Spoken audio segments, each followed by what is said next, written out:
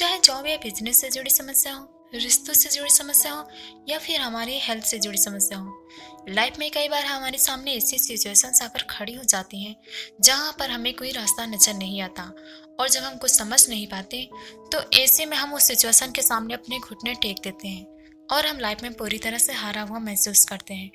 ऐसे सिचुएशंस आ जाते हैं जहां आपकी जॉब चली जाती है या फिर आपके बिजनेस में लॉस हो जाता है, आपका बिजनेस पूरी तरह से बंद हो जाता है या फिर आपके पेरेंट्स एंड आपके लव में से किसी एक को चुनना होता है या फिर आपका लवर आपको चीट कर देता है या फिर आपको कोई ब्लैकमेल करता है या फिर कुछ ऐसा कंप्रोमाइज करना होता है जो आपको बिल्कुल भी पसंद नहीं। किसी बीमारी से आप पूरी तरह से ग्रस्त हो जाते हैं और उस टाइम पर आप खुद को हारा हुआ महसूस करते हैं या फिर एग्जाम को लेकर टेंशन रहती है, कम मार्क्स आने का डर या फिर करियर में फेलियर की टेंशन।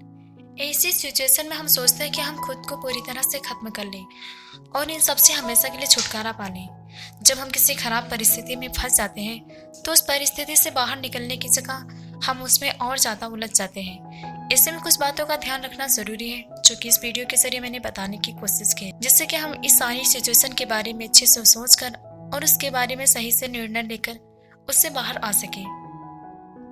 हाय दोस्तों, welcome back to our YouTube channel. आज हम एक इम्पॉर्टेंट टॉपिक पर बात करने वाले हैं जहां हम अपनी ज़िंदगी में कहीं एक ही जगह स्टक हो जाते हैं। जब हम ज़िंदगी में कहीं एक ही जगह अटके हुए महसूस करते हैं और समझ नहीं पाते कि हमें क्या करना चाहिए, ऐसी सिचुएशन से कैसे डील करें, इसके बारे में आज हम बात करेंगे। तो चलिए शुरू करते हैं। सबसे पहले खुद को शांत करें। अगर आप लाइफ की ऐसी सिचुएशन से गुजर रहे हैं जहाँ आपका माइंड काम करना बंद कर रहा है, आपको समझ में नहीं आ रहा कि क्या करें और क्या ना करें, ऐसी सिचुएशन में हमारा दिमाग और नेगेटिव सोचने लगता है। इसलिए सबसे पहले आप खुद को शांत करें। इसके लिए आप सबसे पहले एक नैप लें, क्योंकि सोने से हमारा माइंड रिलैक्स होता है। मेडिटेशन कर सकते हैं या कोई ऐसा म्यूजिक सुने जो आपको पसंद है। Pause and reflect. जब आप लाइफ में ऐसी सिचुएशन में फंस जाते हैं किससे डील करना बहुत मुश्किल हो जाता है एंड आपको समझ में नहीं आता कि कैसे इससे बाहर निकले, तो एक पॉज लें और अपने आप को रिफ्लेक्ट करें। अपने अंदर जाएं, अपने थॉट्स, फीलिंग्स और मोटिवेशंस को समझें, उन कारणों को समझें जिससे आपकी ये कंडीशन हो गई है। सेल्फ रिफ्लेक्शन आपको क्लैरिटी और डायरेक्शन देने में मदद करेगी। Identify the root cause. Stuck होने की वजह को पहचानें। क्या आपकी करंट सिचुएशन या इन्वायरमेंट आपको खुश नहीं कर रही? क्या आपके गोल्स और वैल्यूज मिसमैच हो गए हैं? जब तक आप अपने रूट को आइडेंटिफाई नहीं करेंगे आप उससे डील करने में असफल हो सकते हैं। यदि आप किसी ऐसी सिचुएशन में फंस गए हैं जहां पर आपको लगता है कि अब सब खत्म हो गया है, कोई रास्ता नहीं बचा है, जैसे कि आपका लवर आपको चीट कर गया है या फिर आपका करियर पूरी तरह से बर्बाद हो गया है, आप एग्जाम में फेल हो गए हैं या फिर किसी ने आपके साथ बहुत बड़ा धोखा किया हो, कोई आपको ब्लैकमेल कर रहा हो, उस कंडीशन में हमें क्या करना चाहिए? उस कंडीशन में जब हम ऐसी सिचुएशन में फंस जाते हैं तो सबसे पहले जो हमारे लिए सही हो वो करना चाहिए। हमें शॉर्ट टर्म की खुशी के पीछे नहीं भागना चाहिए, बल्कि हमें लॉन्ग टर्म में वो करना चाहिए जो हमारे लिए बेटर होगा, क्योंकि शॉर्ट टर्म में हम इस समय बच जाएंगे लेकिन वो चीज़ हमें लॉन्ग टर्म में बहुत भारी नुकसान पहुंचा सकती है। सपोज अगर आपके लवर ने आपके साथ धोखा किया है तो एक तरह से आप बच गए हैं, क्योंकि जो आज आपका नहीं हुआ वो कल को इससे भी बड़ा धोखा दे सकता है। एंड जिसको आपकी परवाह नहीं, आप उसके बारे में सोचकर खुद को क्यों बर्बाद करें? अगर वही आपका दुश्मन निकल गया है तो ऐसे लोगों का हमारी लाइफ से दूर रहना ही बेटर होगा। और अगर दूसरी तरफ देखा जाए जहाँ पर हम दो राही पर खड़े होते हैं, जहाँ पर हमारे पेरेंट्स या लव में से किसी एक को चुनना होता है, इस कंडीशन में देखिए अगर आपका पार्टनर सही होगा तो वो जरूर आपके पेरेंट्स से अपने फ्यूचर के लिए बात करेगा और उन्हें कन्विंस करेगा। अगर वो ऐसा नहीं करता है और आपको अपने पेरेंट्स को छोड़ने की बात करता है तो आप उसको छोड़ दो, क्योंकि जो ट्रू लवर होगा वो कभी नहीं चाहेगा कि आप अपने पेरेंट्स को छोड़ दो और आपके पेरेंट्स के बीच में कभी नहीं आएगा, क्योंकि आपके पेरेंट्स से जरूरी इस दुनिया में और कोई चीज़ नहीं है। वो आपकी फीलिंग्स को समझेगा, आपके पेरेंट्स की फीलिंग्स को समझेगा। और वही बात करते हैं, अगर आपके रिश्ते ठीक नहीं चल रहे हैं, आप दूसरे के किसी बर्ताव को लेकर परेशान या दुखी हो रहे हैं और अंदर ही अंदर घुट रहे हैं, तो ऐसी सिचुएशन में जब हम कुछ समझ नहीं पाते तो आपस में बातचीत करके एक दूसरे को अच्छी तरह से समझ के अपने बिगड़े हुए रिश्ते को सुधार सकते हैं। अगर स्थिति ऐसी है कि आपके हर मुमकिन कोशिश के बाद भी रिश्ता ठीक नहीं हो पा रहा है, आपको धोखा मिल रहा है या फिर आपको कोई चीट कर रहा है, आपका मेंटली और फिजिकली टॉर्चर किया जा रहा है, इससे बहुत ज़्यादा तनाव महसूस कर रहे हो, ऐसे में आपको अपने लिए खड़े होना ही पड़ेगा।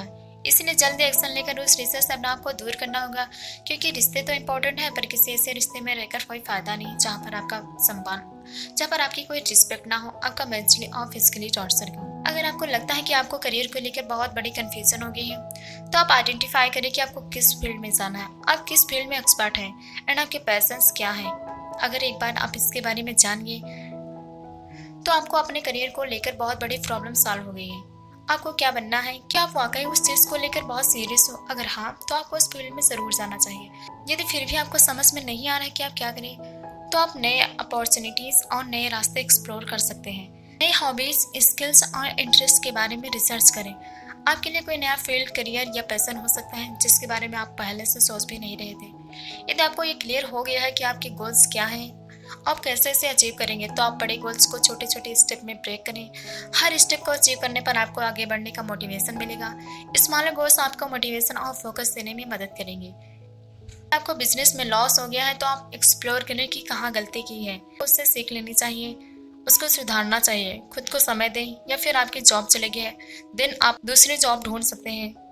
यदि फिर भी जॉब नहीं मिल रही है, तो ऑनलाइन ऐसे बहुत से तरीके हैं जिसमें आप किसी स्किल को सीख कर पैसे कमा सकते हैं, जैसे graphic designing, content writing, blogging, video editing, software development, या फिर as a creator YouTube, Facebook, Instagram पर आ सकते हैं, या फिर एफिलिएट मार्केटिंग का बिजनेस शुरू कर सकते हैं। यदि आप एग्जाम में फेल हो गए हैं, तो आपको टेंशन लेने की ज़रूरत नहीं है, क्योंकि फेलियर हमारी लाइफ का एक इम्पॉर्टेंट हिस्सा है, जो कि हमें कोई ना कोई सीख ज़रूर देता है। ये हमें कमज़ोर करने नहीं, बल्कि स्ट्रांग बनाने आता है।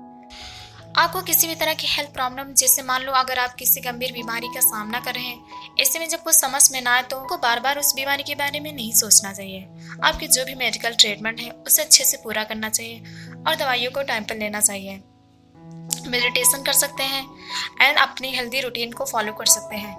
आप खुद को ये विश्वास दिलाना चाहिए कि आप बीमारी से ठीक हो रहे हैं। फिर भी इससे ज़्यादा आपकी लाइफ में प्रॉब्लम्स है, जिससे डिप्रेशन हो, तो किसी अच्छे हेल्थ एक्सपर्ट से बात कर सकते हैं। आप उससे अपनी प्रॉब्लम्स बताएं। आप जितनी जल्दी हो सके किसी मेंटर, एडवाइजर या एक्सपीरियंस इंडिविजुअल से गाइडेंस और सपोर्ट मांगे।